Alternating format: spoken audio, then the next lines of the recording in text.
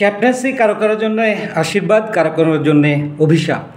কিন্তু শুভমান গিল ভারতীয় ওই তরুণ অধিনায়ক যেভাবে তার ক্যাপ্টেন্সি চ্যাপ্টারটা শুরু করলেন, ইংল্যান্ড সফরে গিয়ে ইংল্যান্ডের মাটিতে তাদের মতো কঠিন প্রতিপক্ষের বিরুদ্ধে টেস্টে অধিনায়কত্ব করা, ভারতকে লিড করা, it's a great challenge for sure. কিন্তু দেখেন, অ্যাজ এ ক্যাপ্টেন ম্যাচের প্রথম ইনিংসেই দুর্দান্ত একটা শতক করলেন 147 প্রথম টেস্টে। এরপরে দ্বিতীয় ইনিংসে তিনি ফেল করেছিলেন 8 রান। কিন্তু বার্মিংহামে 1-0 পিছিয়ে থাকা ভারত দ্বিতীয় টেস্টের প্রথম ইনিংসে ক্যাপ্টেনের ব্যাট থেকে এলো দ্বিশতক 269 এবং পরের ইনিংসে 161। একই ম্যাচে জোড়া সেঞ্চুরি, যার মধ্যে একটা double. As a captain Shubman গিলের যাত্রাটা এর চেয়ে ভালো আর কি হতে পারত। Hats off to you man, long way to go.